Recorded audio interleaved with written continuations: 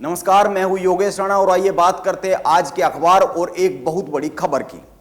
आज के अखबार में वैसे तो कई बड़ी खबरें हैं, लेकिन इनमें एक पर विस्तार से बात की जानी बहुत जरूरी है, क्योंकि यह खबर कई तरह के सवालों को जन्म देती है जिनकी जवाबदेही तय करना पुष्कर सिंह धामी के लिए एक चुनौती हो सकता है। यह खबर है उत्तराखंड की सरकार और उसके अफसरों को यही नहीं पता है कि 872 करोड़ रुपए कहां पर खर्च हो गए हैं। यह एक सरकारी फिगर है और 872 करोड़ रुपए बहुत ज्यादा बड़ी रकम होते हैं, इसीलिए इस पर चर्चा बहुत जरूरी है।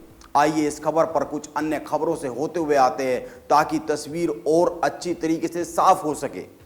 पहली खबर, प्रदेश में 1 अप्रैल से बिजली और पानी महंगा होने जा रहा है। इस मुद्दे पर कांग्रेस ने विधानसभा में प्रदर्शन किया है। दूसरी खबर, अमर उजाला ने एक खबर छापी है। इसका शीर्षक है, विभाग बंटते ही एक्शन में आए धामी सरकार के मंत्री। यह कमाल का शीर्षक है और कमाल की खबर है। यह इन मंत्रियों ने केवल बयानबाजी की है और अखबार लिख रहा है कि एक्शन शुरू हो गया है। इन मंत्रियों के बयानों पर अभी बात नहीं करेंगे, क्योंकि उत्तराखंड पिछले 21 सालों से बयान और नारों के भरोसे ही तो चल रहा है।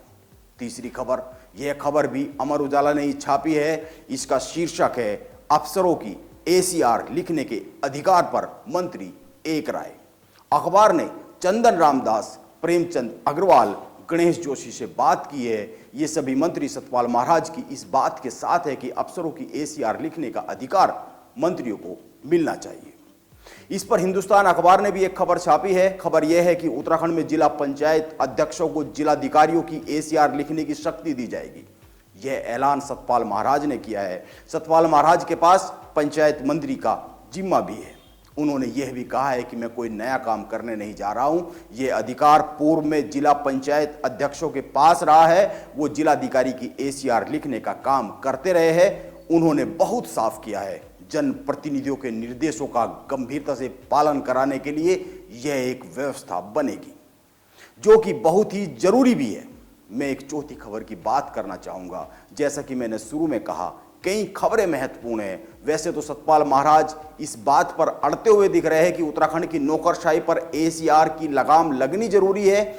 अब वो कितने सफल होते हैं या कितने सफल नहीं होते, इस पर तो कुछ कहा नहीं जा सकता, ये आने वाला वक्त बताएगा। लेकिन यह खबर जिसकी मैं चर्चा करने जा रहा हूं, अपने आप में यह बताती है कि अफसरों के साथ साथ मंत्रियों पर भी लगाम क्यों जरूरी है। हिंदुस्तान अखबार ने एक खबर छापी है और यह खबर है कि उत्तराखंड में विभिन्न सरकारी योजनाओं पर 872 करोड़ रुपए खर्च हो गए और सरकार को पता ही नहीं है कि इतनी बड़ी रकम कहां पर खर्च हुई है।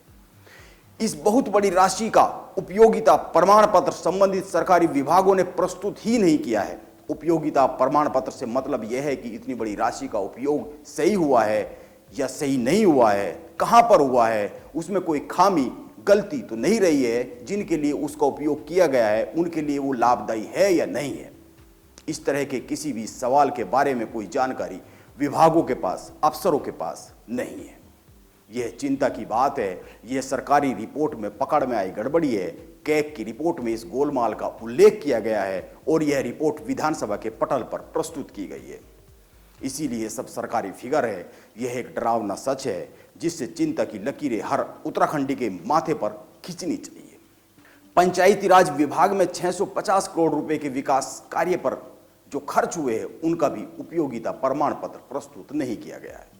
एक और कमाल का आंकड़ा जान लीजिए, पिछले 17 सालों में सरकारों ने 42,873 करोड़ रुपए खर्च कर दिए और वो भी बगैर विधानसभा की मंजूरी लिए। यह रकम विभिन्न अनुदानों और विनियोग के तहत खर्च की गई है, लेकिन इस रकम को खर्च करने के लिए विधानसभा से मंजूरी लिया जाना बहुत ही जरूरी था, लेकिन ऐसा किया नहीं गया। यह एक गंभीर चूक है। ये जवाबदेही में चूक के गंभीर मामले हैं और पुष्कर सिंह धामी के सारे मंत्री विभाग मिलते ही बयानवीर हो जाते हैं। सुबोध उनियाल कहते हैं कि भ्रष्ट अफसरों के लिए वीआरएस अनिवार्य किया जाना चाहिए। धन सिंह रावत कहते हैं 100 दिन में उत्तराखंड के शिक्षण संस्थानों में बड़े बदलाव कर दिए जाएंगे। गणेश जोशी कह रहे हैं किसानों की आय बढ़ाएंगे। चंदन रामदास कह रहे हैं छात्रवृत्ति घोटाले की समीक्षा करूंगा, चूक हुई तो दोबारा जांच करवाऊंगा। रेखा आर्या का कहना है खिलाड़ियों और प्रदेश की महिलाओं के सारे सपने पूरे होने वाले हैं। प्रेमचंद अग्रवाल कहते हैं विकास को उत्तराखंड के कोने कोने तक पहुंचाया जाएगा। और पहली बार मंत्री बने सबसे युवा मंत्री सौरभ बहुगुणा कहते हैं कि उत्तराखंड के दूरस्थ क्षेत्रों तक सुविधाएं और रोजगार पहुंचाना मेरा लक्ष्य है। यह सब बातें ठीक है, लेकिन पहली बात यह कहने की नहीं करने की बातें हैं और उस प्रदेश में उम्मीदें और भी अधिक बन जाती है जहां पर 872 करोड़ रुपए खर्च कर दिए जाते हैं और सरकार, मंत्रियों और विभागों को यही नहीं पता होता है कि वो क्यों खर्च किए गए, कहां पर खर्च किए गए, सही जगह पर भी खर्च किए गए हैं या नहीं किए गए हैं। यह नियत पर सवाल उठाती हुई एक खबर है। इसीलिए सतपाल महाराज की बात मुझे ठीक लगती है। अफसरों के एसीआर लिखने की शक्ति जनप्रतिनिधियों को मिलनी चाहिए, लेकिन इसके साथ ही एक सवाल और भी है और वो यह कि जनप्रतिनिधियों की एसीआर कौन लिखेगा। मैंने कम्युनिटी पर इससे संबंधित एक सवाल किया था, वहां पर बहुत अच्छे अच्छे सुझाव आए हैं, जिनमें से एक सुझाव यह भी आया है कि जनप्रतिनिधियों की एसीआर लिखने की जिम्मेदारी जनता के पास होनी चाहिए और एक निश्चित सीमा से कम अंक आने पर जनप्रतिनिधियों के सामने इस्तीफा देने के अलावा कोई और विकल्प नहीं होना चाहिए। आप काम नहीं कर सकते हैं तो इस्तीफा दो।